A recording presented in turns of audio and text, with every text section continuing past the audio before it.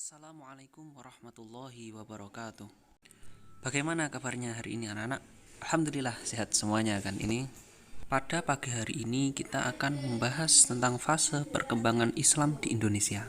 Sebelum kita masuk kepada materi, alangkah baiknya kita membaca doa dulu bersama-sama.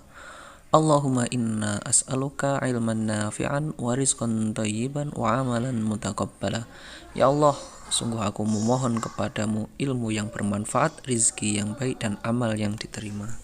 Nah, di sini saya ingin memberikan motivasi dulu kepada kalian, yang mana saya kutip dari hadis riwayat Muslim, bahwasanya Rasulullah Shallallahu Alaihi Wasallam bersabda, "Man salaka thariqan yaltamisu fihi ilman sahalallahu bihi thariqan ilal jannah."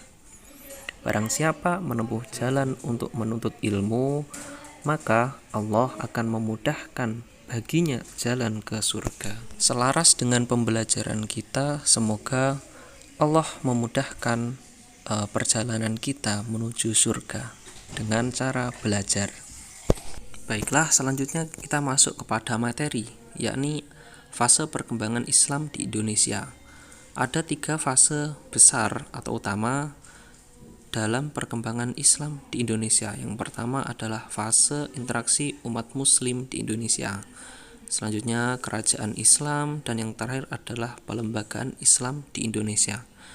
Nah, dari fase perkembangan Islam di Indonesia ini masih terkait atau berhubungan dengan materi-materi sebelumnya, yakni strategi Islam di Indonesia dan juga jalur masuknya Islam ke Indonesia yang pernah dijelaskan oleh Pak Khairul Juhdi.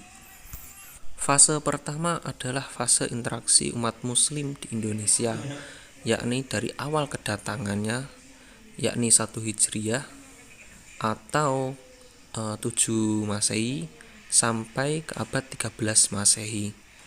Nah, strategi masuknya Islam di Indonesia ini masuk melalui jalur perdagangan. Jadi dari pedagang-pedagang muslim itu mulai masuk ke Indonesia melalui jalur-jalur yang telah ditentukan. Misalnya dari jalur sutra dan juga dari jalur laut. Pada fase ini berlangsung sangat lama, yakni kurang lebih sekitar 5 abad. Dan dari fase tersebut pedagang-pedagang muslim yang memutuskan untuk menetap di Indonesia menjalin hubungan pernikahan dengan warga lokal, dan terjadilah dakwah Islam di situ. Sehingga dari kedua strategi tersebut atau strategi perdagangan dan juga pernikahan di sini memunculkan desa-desa atau wilayah-wilayah yang sudah memeluk agama Islam. Dan dari perkampungan-perkampungan Islam tersebut, Islam mulai banyak tersebar di wilayah Indonesia, sehingga masuk ke fase selanjutnya, yakni fase kerajaan Islam. Fase kerajaan Islam berlangsung dari abad ke-13 sampai 16 Masehi. Pada fase ini, strategi dakwah yang paling menonjol adalah strategi politiknya, karena umat Islam mulai masuk ke wilayah-wilayah kerajaan dan mengatur sistem pemerintahan. Fase ini dimulai ketika runtuhnya kerajaan Hindu-Buddha yang ada di Indonesia. Salah satunya adalah kerajaan Majapahit. Kerajaan ini yang semula menggunakan sistem kerajaan Hindu berubah ke sistem kerajaan Islam, yang mana dipimpin oleh Raden Patah, yang mana beliau juga salah satu keturunan dari raja-raja Majapahit. Ada beberapa faktor yang sangat besar dalam mempengaruhi runtuhnya kerajaan Hindu-Buddha. Salah satunya adalah perang saudara antar kerajaan, sehingga kekuatan dari sebuah kerajaan mulai melemah. dan juga tidak ada pengkaderan pemimpin, sehingga pemimpin yang dipilih untuk menggantikan pemimpin sebelumnya kurang cakap. Dan juga seperti yang kita tahu bahwasanya di dalam sistem Hindu-Buddha mengenal sistem kasta, yang mana semakin tinggi kastanya akan semakin dihormati. Dan berlaku pula sebaliknya. Nah, itu adalah cuplikan dari salah satu kerajaan Islam di Indonesia. Nah, mungkin lebih lengkapnya kita akan bahas di materi yang akan datang, karena ada bab tersendiri tentang kerajaan Islam di Indonesia. Selanjutnya adalah fase pelembagaan Islam di Indonesia.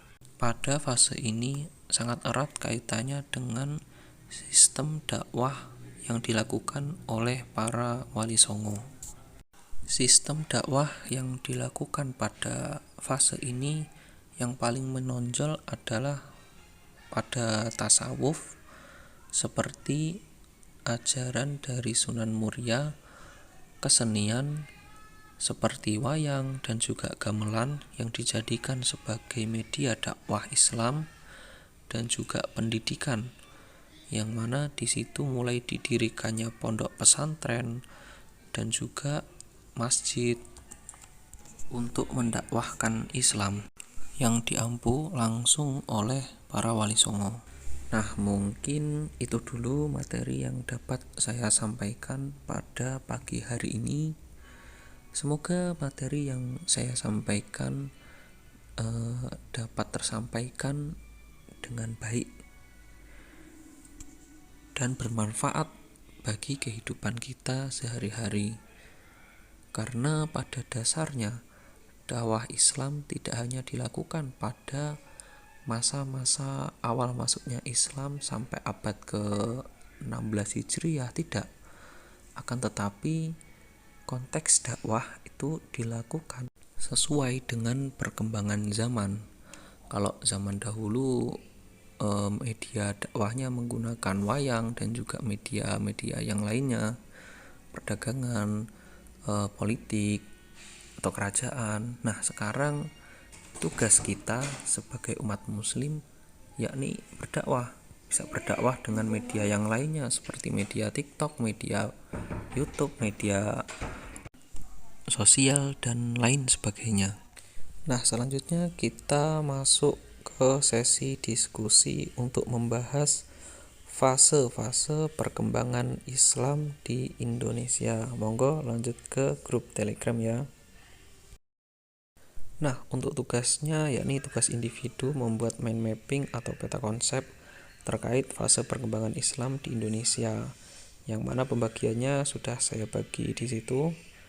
Boleh menggunakan aplikasi, bisa menggunakan PicsArt, bisa menggunakan Canva, bisa menggunakan Pixai Pro dan lain sebagainya, atau boleh tulis tangan atau manual. Selanjutnya tugas dikirim di Google Form, sekaligus presensi juga ada di situ nanti. Baiklah anak-anak, mungkin itu dulu materi yang dapat saya sampaikan pada pagi hari ini. Semoga ilmu yang kita peroleh pada pagi hari ini bermanfaat di dalam kehidupan kita sehari-hari. Baiklah, selanjutnya kita akhiri dengan doa bersama-sama. Bismillahirrahmanirrahim. Allahumma arinal haqqa haqqan warzuqna ittiba'ah wa arinal batila batilan warzuqna ijtinabah. Ya Allah, tunjukkanlah kepada kami kebenaran agar kami dapat mengikutinya. Tunjukkanlah kepada kami keburukan agar kami dapat menjauhinya. Sekian dari saya. Mohon maaf apabila ada kesalahan dan kekurangan dalam penyampaian materi dan lain sebagainya. Wassalamualaikum warahmatullahi wabarakatuh.